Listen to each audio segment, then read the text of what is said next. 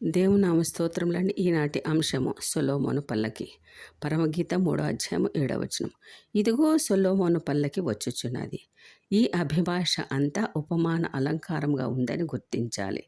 అవన్నీ సాదృశ్య రూపకమైన విషయములు, అక్షరార్థంగా తీసుకొనకూడదని నా మనవి. అందులో రాజుగారి పల్లకి మరీ ప్రత్యేకం.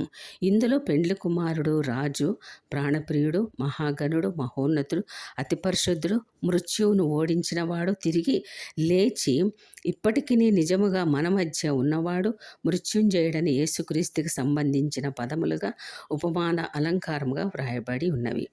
పావురము, సంఘము, షులమితి, సియోను కుమారి, ఉద్యానవనము ఇలాంటివి కొనుపోబడే సంగమునకు సాదృశ్యముగా వాడబడుచున్నవి.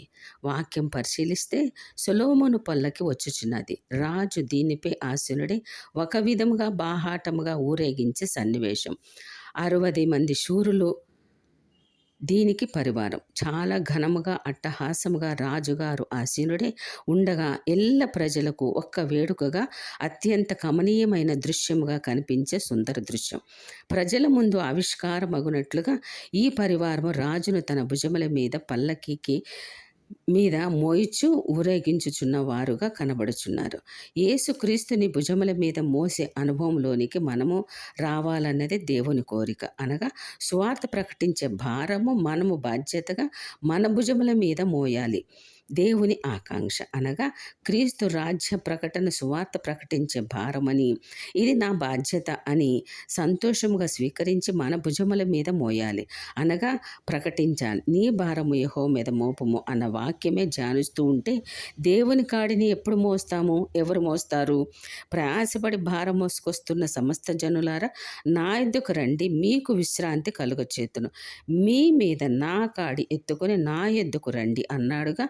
మీ ప్రాణములకు విశ్రాంతి దొరుకును. ఏలైనగా నా కాడి సులువుగాను నా భారము తేలికగాను ఉన్నవి.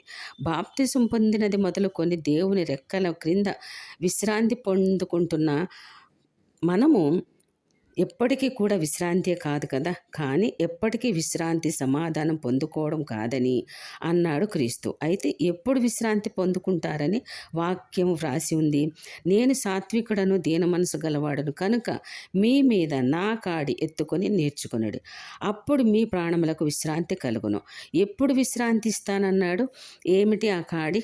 యెషయా గ్రంథం 9 అధ్యాయం 6 ప్రకారం ఈ వాక్యమంతా పరిశీలిస్తే మనకు ఒక శిశువు పుట్టాడు, కుమారుడు అనుగ్రహింపబడ్డాడు అంటూ ఆయన భుజముల మీద రాజ్యభారం ఉండును. ఆయన కాడి భూమి మీద బలమైన దేవుని రాజ్యాన్ని స్థాపించాడు. ఆయన భారము, ఆయన కాడి అదే. తన ఎద్దుకు రమ్మని ప్రయాసపడి భారం మోసుకుంటున్న వారిని పిలిచాడే, వారితో మాట్లాడుతూ, బిడ్డలారా, ఈ కాడి మీ మీద ఎత్తుకొనండి అన్నాడు. ఎప్పుడు చెప్పాడు ఈ మాట? 3.5 సంవత్సరములు యేసు వెనకాల సర్వసంగ పరిచర్య చేసిన తర్వాత, దయ్యములను, రోగములను వెళ్ళగొట్టే స్థాయికి వచ్చాక, ఇప్పుడు శిష్యులారా, మీ మీద నా కాడి ఎత్తుకొనండి అన్నాడా? లేదే. యవ్వనములో ఉండి సేవా పరిచర్య నేర్పిస్తున్నప్పుడు ఎక్కడికైనా నా వెంట వచ్చి ఆసక్తితో నేను చేస్తున్న పరిచర్యలన్నీ చూస్తూ దేవుని సేవ చేయుటకు ఆసక్తి కలిగిన ప్రజలుగా ఉన్నారో, ప్రయాసపడి భారం మోసే ప్రజలుగా ఉన్నారో, మేము ఈ పని చేస్తామని వారు ముందుకి ఎవరు వచ్చారో, తన యొద్దకు రమ్మని ఎప్పుడు పిలిచాడో, తన యొద్దకు వచ్చిన ప్రతి వారిని వచ్చిన రోజునే చెప్పుచున్నాడు, మీ మీద నా కాడిని ఎత్తుకొనండి. ప్రతి క్రైస్తవుడు ప్రారంభము నుండి భారం కలిగి ఉండాలి, బాధ్యత కలిగిన వాడిగా ఉండాలి, దేవుని రాజ్యం అనే కాడిని మోసేవాడిగా ఉండాలి. తేటగా స్పష్టంగా వ్రాసిన ముచ్చట, ప్రయాసపడి భారం మోసుకున్న సమస్త జనులారా, మీ మీద నా కాడిని ఎత్తుకొనటం నేర్చుకునండి, అప్పుడు మీకు విశ్రాంతి కలుగును. అంతే. దేవుని కాడి మోయకుండా విశ్రాంతి ఉండదనేది క్రీస్తు స్పష్టంగా చెప్పిన మాట. కీర్తన గ్రంథం 2 అధ్యాయం 7-8 నేడు నేను నిన్ను కనియున్నాను, నీవు నా కుమారుడు, నన్ను అడుగుము, నీకు జనములను స్వాస్యంగాను భూమి దిగంతముల సొత్తుగాను ఇస్తానన్న వాగ్దానము ఎప్పుడిచ్చాడు? నేడు నేను కనియున్నాను. నీకు నేడే దేవునిలో జన్మిస్తే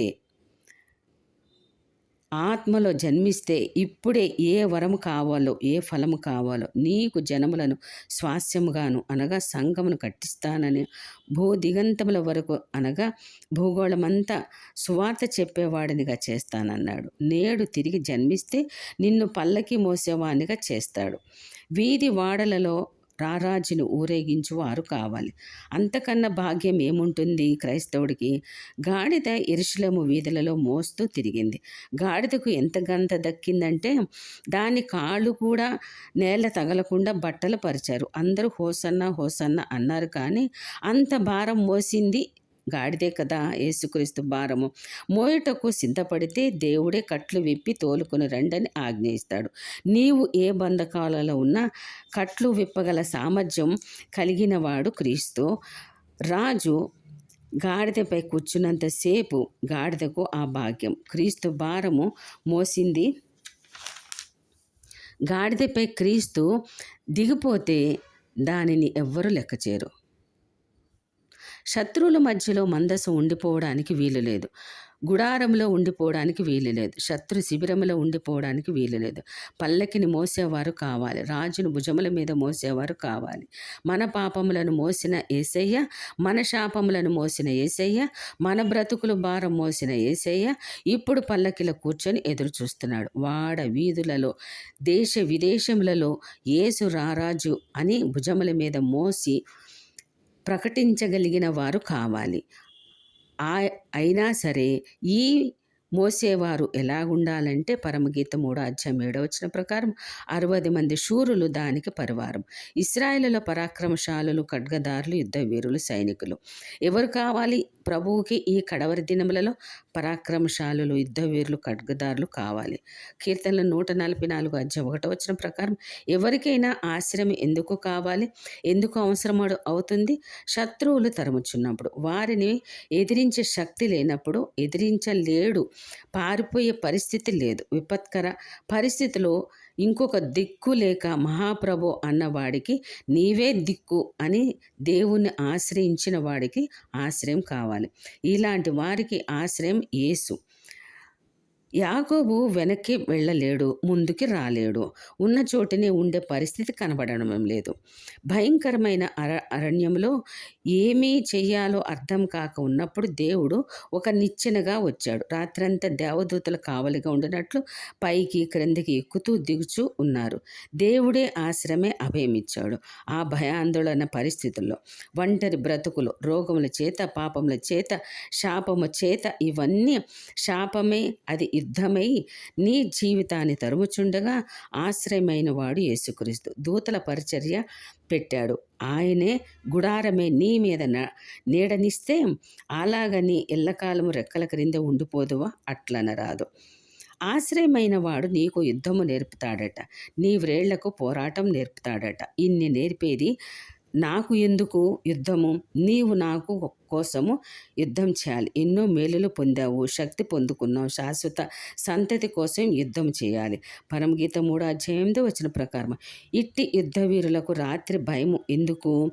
భయపడ్డారట. మేము ఎంత బలాఢ్యములైనా రాత్రి భయము ఎదుర్కొంటవలసిన పరిస్థితి ఏమిటి? ఈ వీరులు పరాక్రములు ఇదేనా అనిపిస్తుంది. కానీ వారి భయం ఏమంటే, మా రాజు మా భుజముల మీద ఉండగా, మేము అరణ్యంలో ప్రయాణం చేస్తుండగా, చీకటిలో శత్రువు ముందుకు రాలేక వెనక మా మీద దాడి చేస్తాడేమో.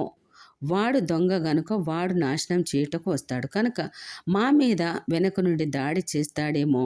మా భుజముల మీద ఉన్న పల్లకిలో ప్రభువుకి ఆటంకం కలగకూడదని, మా వలన కలత ప్రభువు చెందకూడదని మా కోరిక. యేసును మోసే వారి యొక్క లక్షణము గాడిద యేసయ్యను మోసింది. సిలువలో సీమోనుకి ఆ భాగ్యం దక్కింది. సిలువలో పాడి ఆవులు మందసమును మోసినవి.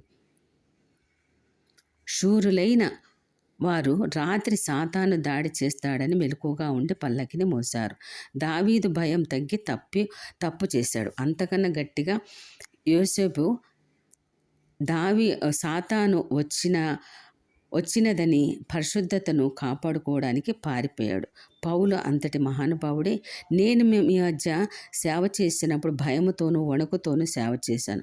ఇతరులకు ప్రకటించిన తర్వాత నేనే భ్రష్టుడని అయిపోతానేమోనన్న నాది భయం అన్నాడు. దేవుని రాజ్యాన్ని క్షేమముగా ఉంచేవారుగా, దేవుని సేవను, దేవుని సంఘమును, దేవుని రాజ్యాన్ని, యేసయ్యను భుజముల మీద మోయగలిగే శూరులు, వీరులు, ఖడ్గదారుల స్థాయికి వచ్చేవారిగా తీర్మానం చేసుకోవాలి. అట్టి కాపుదల దేవుడు మనందరికీ దయచేయునుగాక. మనమందరం కూడా సువార్త ప్రకటించే వారముగా, పల్లకి మోసేవారముగా ఉండడానికి దేవుని యొక్క శక్తి, దేవుని యొక్క బలము, దేవుని యొక్క ధైర్యం మనందరికీ కూడా కలుగు చేయనుగాక. ఆమెన్.